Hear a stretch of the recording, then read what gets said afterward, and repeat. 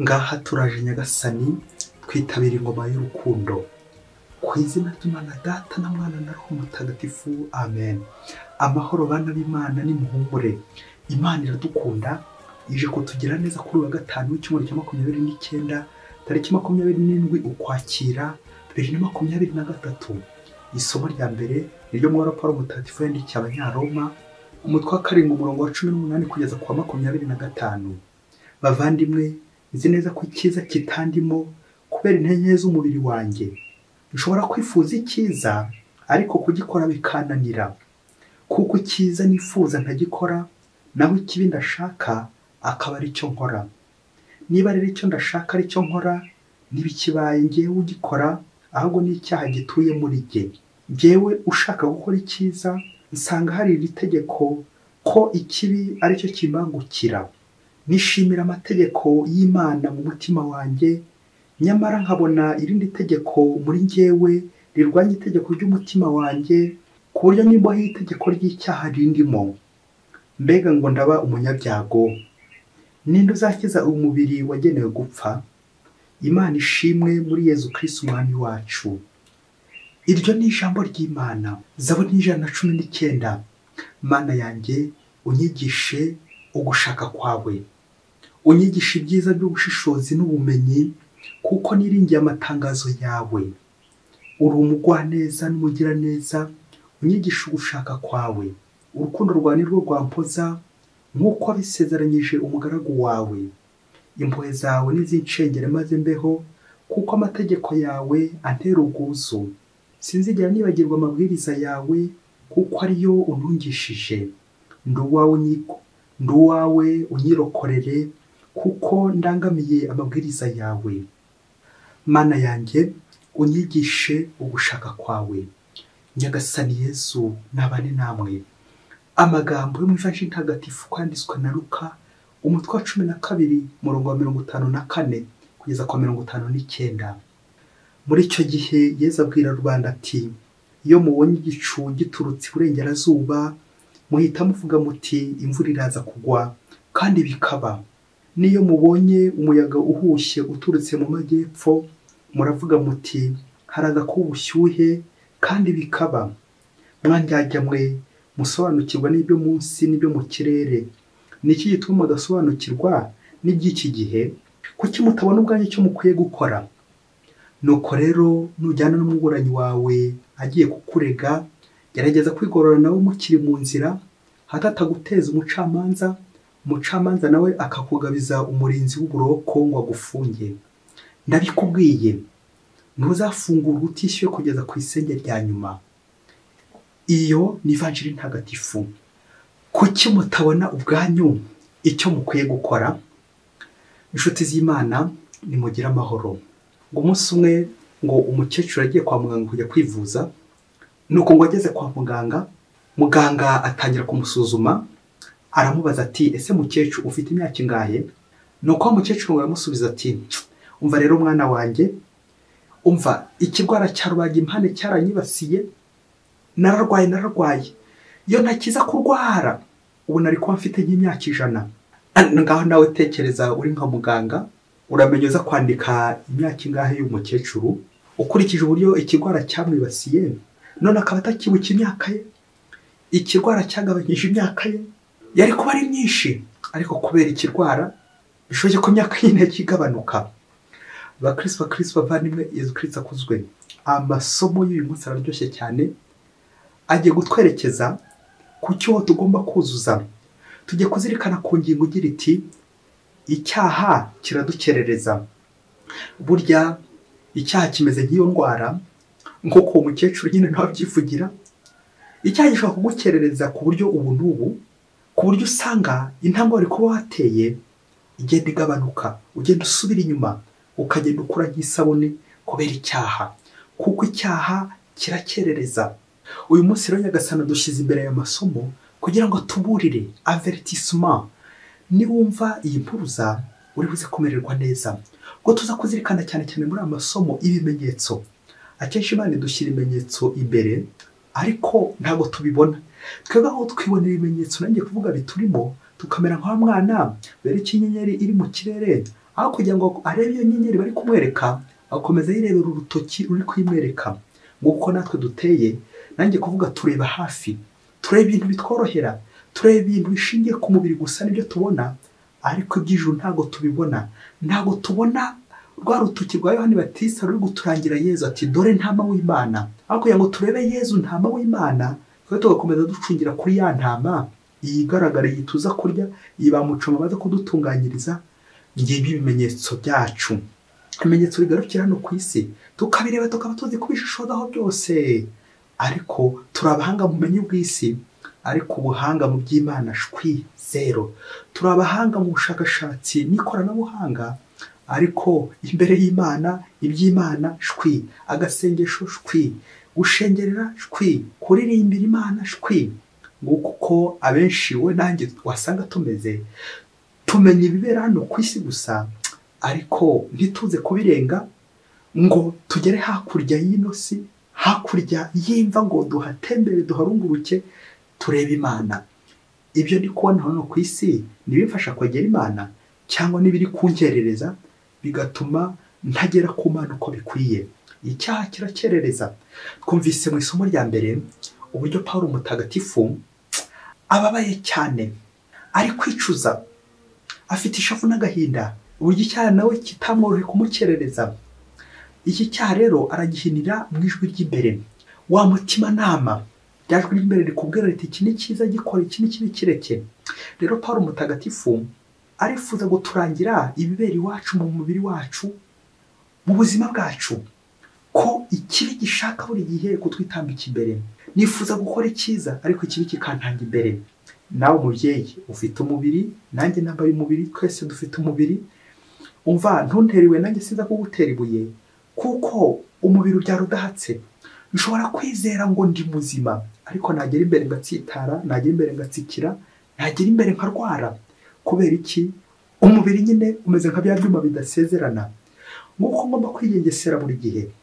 Ariko nanone nubwo navuga ngo umubiri wanjye ufite intege nke, ufite icyaha birumvikana, ariko nanone harimo icyiza, harimo ubutungane, kuko umubiri wacu ntiwagenewe kwandavura, ahubwo wagenewe kugororokera Imana. Umubiri nanone w'ubutungane, kuko imibiri yacu ari ingoro mutagatifu nanone. Niyo mpamvu iyo nemereye Imana ikankoresha ngera heza, iyo nemere kumva ijwi ry'Imana rimvugiramo rya jwi ry'imbere ngera heza, iyo nemeye gukurikiza itegeko ry'Imana, Imana ikanshyiramo itegeko rya Yezu Kristo akanshyiramo itegeko rye rishya ry'urukundo, mererwa neza, nkora neza.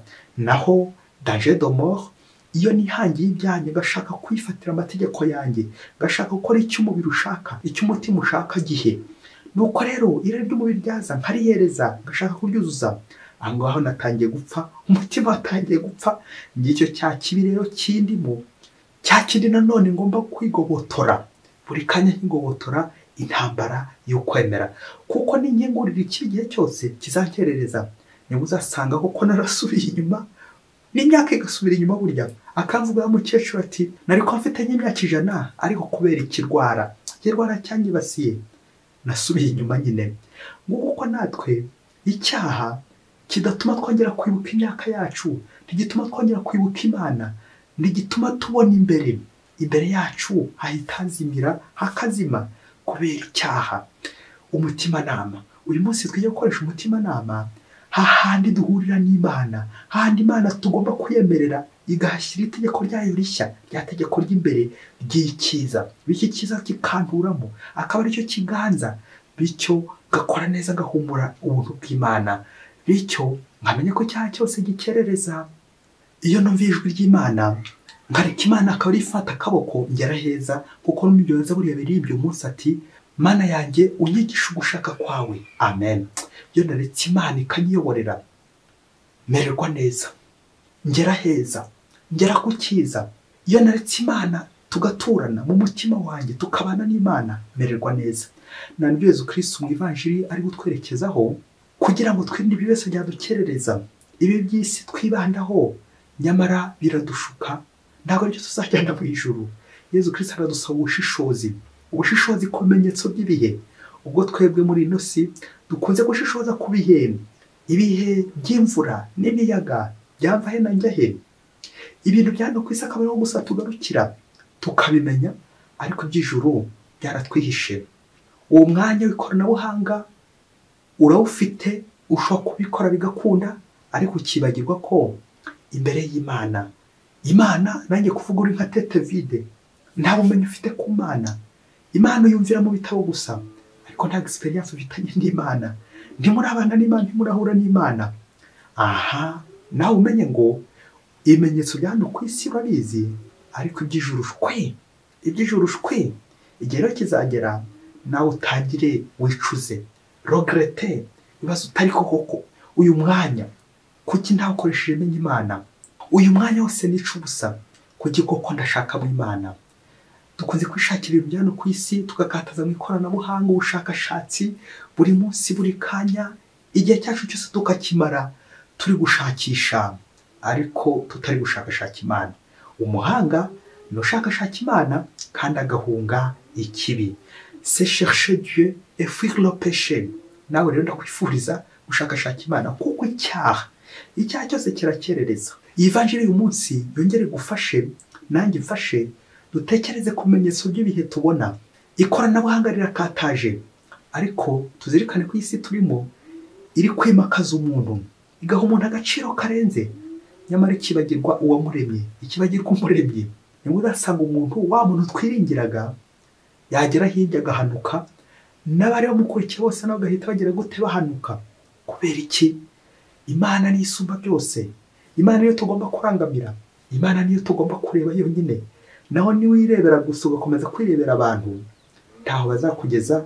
Nukomeza gusaba gukurikirana irari ry'umubiri wawe, aho umubiri ukujyana, akaba ibyifuzo gusa ushaka kuzuza, irari ry'Imana rizakamuka muri wowe, inyota y'Imana izazimira muri wowe, usange ufite icyaka. Ufite icyaka cy'inzoga, ufite icyaka cy'ubusinzi, ufite icyaka cy'ubusambanyi n'ubusambo, nicyo gusa kituriye iwawe. Ariko Imana, iby'Imana byagabanutse muri wowe. Icyaha kikurimo kirushaho kugenda kigabanya inyota y'Imana muri wowe. Ni nako nanone ubutungane bwaba bukurimo bugomba nyine kongera inyota y'Imana. Imana igakura muri wowe, Imana igakuzwa muri wowe. Nuko heza agatubaza iki kibazo uyu munsi we nanjye ati, kuki mutabona ubwanjye mukwiye gukora? Aha, ni ngombwa rero kwisuzuma umunsi, ndeba aho ngeze ku rugendo rwanjye, ndebe ibyo byose bishobora kuzanjyana mu buroko, ndebe izo ngeso mbi zose natangiye gukora rwihishwa zishobora kuzanjyana mu buroko, maze ntangire kuzigabanya, ntangire kuzireka, kugira ngo nanjye ko ntangire gusatira ibimenyetso by'ijuru. Kuki ibimenyetso by'isi mbizi neza, nzi kubibara, ariko Imana nta kishishikaje kuri yo. Iby'Imana shwi ni zero, narahunze, naragiye. Kuki mutabona ubwanjye icyo mukwiye gukora? Mubyeyi muvandimwe, ngiye gukubwira inkuru mu kanya gato, ndagusaba ko waza kuyirangiza, kuko niwumva agace ka mbere biraza kugutesha ukwemera. Ariko ubundi umuntu utukwemera ni ukubona ntako yarasanzwe afite. Iyi nkuru yitwa Padiri utera umwaku. Nawe uze kugera ku musozo urebe umupadiri utera umwaku ukuntu aba ameze. Ku munsi umwe yakora cyane muri Afurika, ngo umukobwa yifuje kwinjira mu buzima bw'abihaye Imana, yifuza ko Imana, afata icyemezo cy'uko agiye kugisha padiri inama, père spirituel, kugira ngo muyobore iyo nzira nziza yari yahisemo kuzakurikira. Nuko ngo ageze kwa padiri, amubwira ibyo yifuza n'urugendo afite. Ngo ariko wa mukobwa ngo ubwira padiri ati, nubwo ameze ntya, ariko hari igihe by'isi binkurura, irari ry'umubiri rikangurura, irari ry'ibintu rikangurura. Rero ukomeze umpeke kugira ngo iyi nzira ndi kwifuza kunyuramo, ubuzima bw'abihaye Imana nzabigereho neza, nitandukanyije n'Imana. Nuko padiri ngo amuha amategeko 3 azaranga urwo rugendo azakora. Nuko aramubwira ati, itegeko rya mbere riragira riti, iyo ufite umutwe w'urugimbu wirinda kwegera umuriro. Nawe rero ndagusaba, uracyari umujene, ujye wirinda gusura abasore muri geto. Itegeko rya kabiri ugomba kugenderaho muri urugendo, ntuzegere ukinisha ingeso mbi y'ubusambanyi, kuko umuntu wese usambana arahomba, akanahombana birumvikana. Byibuze iyo ugiye gusambana inshuro imwe, uhomba 1/10 cy'umutungo wari ufite. umutungo wawe ugenda ugabanukaho 1/10 ko wari ufite. Itegeko rya gatatu ugomba kugenderaho muri ubu buzima mwana wanjye nuko niba wiyemeje kuntora nk'umujyanama uzajya ukuyobora urugendo rwose uzajya ukora uzajya ubanza ungisha inama ubundi nkomeze gukuyobora. Ngaho amategeko tugomba kugenderaho muri ubu buzima bityo bizagenda neza. Nuko wa mukobwa arikiriza ukuntu agiye gutangira ubuzima bw'abihaye Imana bityo koko bikazagenda neza. Arakomeza ahatiriza y'amategeko. Nuko igihe kimwe kiza kugera wa mukobwa yigaga muri kaminuza yari hafi kurangiza. Nuko wa mukobwa ngo ageze mu nzira ari kujya ku ishuri umusore mwaza kumuhamagara ngo aze kuza kumusura nava ku ishuri. Nuko wa mukobwa yibuka rya tegeko rya padiri maze abanza kujya kumugisha inama ati ko hari umusore umpamagaye ngo nze kujya kumusura nze kujyayo. Nuko padiri amubwira ati yibuka rya tegeko rya mbere ko utagomba gusanga umusore muri geto. Nuko wa mukobwa aragenda. Ageze imbere wa musore none yongera kumuhamagara. Nuko wa mukobwa aravuga ati oya padiri ndamutse nongeye kumugisha inama ndabizi ntiyanyemerera reka mwihorere. Wa mukobwa aragenda. Wa mukobwa ngo agezeyo ntabwo nirwo mvuga ibyo yakozeyo nuko byamugendekeye agezeyo ahubwo reka nibande avuyeyo uburyo yicaye mu cyumba we akavuga ati uriya mupadiri atera umwaku nkurikije ibimbayeho sinzongera no kujya kumugisha inama. Nuko wa mukobwa afata icyemezo cyuko agiye gufata ibyangombwa byari yashyize kwa padiri bityo akabikurayo ubuzima bw'abihaye Imana ntiyongeye kuba yabujyamo. Nuko ageze kwa padiri afata ibyangombwa bye maze abwira padiri ati ubu rero ndumva ubuzima bw'abihaye Imana ntazongera kubujyamo ngiye gutangira undi murongo wo kwitegura urugo nzashinge urugo. Nuko padiri ngo aramubwira ati no muri ubwo buzima nabwo uzibuke amategeko 3 ntuzigere uyasuzugura. Ngo wa mukobwa ngo yari afite amadolari 2,000 kuri konte ye. Nuko ashaka guhinyuza padiri ashaka guhinyuza y'amategeko. Nuko wa mukobwa ubwo yari ari kwiga no kwitegura n'ubuzima bwo kuzashinga urugo nuko aragenda yava ku ishuri n'ubundi akajya gusuhuza umusore agasuhuza umusore ubwo bakabana bakaryamana. Noneho ajya guhinyuza rya tegeko rya kabiri agira ngo arebe koko niba amafaranga yagabanutse kuri konti yagira agasanga n'ubundi aracyara amadolari 2,000 nkuko yari ayafite. Akavuga turiya mupadiri n'umubeshyi arabeshya n'umunyakinyoma. Nuko uko avuye ku ishuri akanyura kuri wa musore n'ubundi bakaryamana bakanyura mu ngeso mbi z'ubusambanyi n'ubundi yagera kuri konti agasanga amafaranga aracyuzuye ko ari 2,000. Gutyo biba inshuro nyinshi cyane. Uko avuye akajya kureba niba amafaranga uko acyuzuye aza kwanzura avuga ati umupadiri atera umwaku n'umutekamutwe arabeshya. Nuko wa mukobwa igihe kimwe cyaje kugera mbere yuko arangiza amashuri ya kaminuza agize atya abona aratwite. Areba hirya areba hino atangira kwibaza muri we najya kugisha umupadiri inama wandi wamuteye umwaku n'ubundi hari igihe aza kumubuza icyo gikorwa agiye gushaka gukora cyo kwikuramo. Nuko afata ingamba zikomeye kugira ngo ntaze guseba aragenda arayikuramo. Bamutera inshinge bamutera ibinini yanda yagakuvamo. Nuko rero wa mukobwa mu gukuramo yanda aza kwiyangiza bikomeye cyane. Rero muri uko kwiyangiza yagombaga kuvurirwa kure cyane hatataza gusebera hafi aho ngaho mu bitaro bikomeye cyane kuko yari yangije bikomeye. Nuko wa mukobwa arebye hino areba no hirya abura amafaranga azamufasha kurira indege kujya ngo ajye kwivuza kuko yari yangije bikomeye. Yibaza nabwira iwawe arahita amenya ikibazo afite natakira inshuti n'abavandimwe arahita amenya ikibazo afite. Yibaza hari bugane arahabura. Nibwo rero bya bindi by'uko nyine witabaza ikikuri hafi. Nuko arajya kuri konte ye afata amadolari 2,000 nuko ategamo indege ubundi ajya kwifuza mu mahanga. Ageze mu mahanga bamuca amafaranga menshi cyane. Ubwo nibwo byarangiye atangiye gutabaza abo mu rugo ngo bamugoboke bagurisha udusambu bari bafite kugira ngo bashobore kwivuza. Wa mukobwa umaze kuva kuri bomboni nuko ngo afata telefone ahamagara wa mupadiri ariko umusaba imbabazi maze ngo aramubwira ati padiri rero naraguhemukiye bikomeye cyane ngwita n'amazina mabi cyane kubera inama nziza wangiraga ariko njyewe sinzibone nanze gukumvira amategeko wari wampaye ngenderaho nanze kuyubahiriza, rimwe na rimwe nkanga kukugisha inama hato ngo utaza kubimbuza ibyo nari ngiyemo. Ubuzima bw'abihaye Imana nari ngiye kujyamo, urwo rugendo rwarananiye kubera gutumvira inama zawe. Ubuzima bwo gushinga urugo narwo neza neza rurananiye kubera gutumvira inama zawe. Iyo ngiza kumvira inama zawe nari kuba ngeze kure, mfite umurongo muzima kandi nanjye ndi muzima. Nari kuba ngeze kure, nari kuba mfite akazi gakomeye cyane, nari kuba ngize. None amafaranga yose nari mfite koko yarashize, yararangiye, ndi mu madeni akomeye cyane, nashyize iwacu mu madeni akomeye cyane.